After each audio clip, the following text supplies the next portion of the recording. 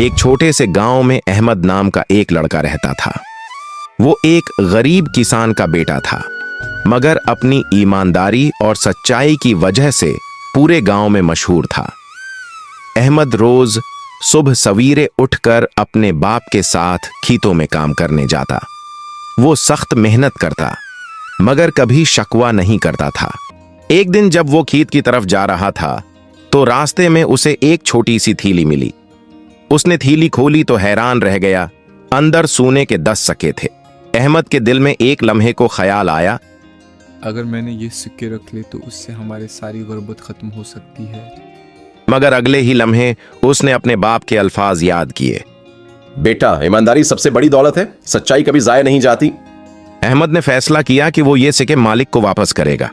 वो गांव के चौक में गया और आवाज लगाई, मुझे किसी की सोने की थैली मिली है, जिसकी हो वो आकर बताए।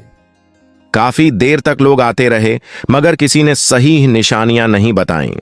आखिरकार एक बूढ़ा ताजिर आया और कहा, बेटा, मेरी थैली गुम हो गई थी। उसमें 10 सिक्के थे और एक पर मेरे वालिद का नाम कंदा था।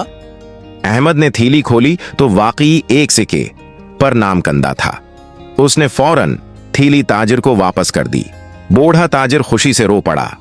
उसने अहमद को इनाम के तौर पर 5 सिक्के देने चाहे, मगर अहमद ने मुस्कुराकर कहा, अंकल, मेरा इनाम आपकी खुशी है। सच बोलने वाला कभी नुकसान में नहीं रहता। ताजिर अहमद के अखलाक से इतना मुतासिर हुआ कि उसने उसे अपनी दुकान पर काम करने की पेशकश की। अहमद ने इजाजत लेकर बाप से मशूरा किया और अगले दिन से दुकान पर काम शुरू कर दिया। उसकी ईमानदारी और मेहनत देखकर कुछ ही उरसे में ताजिर ने दुकान उसके हवाले कर दी। चंद साल बाद अहमद खुद एक कामयाब और इज्जतदार ताजिर बन गया।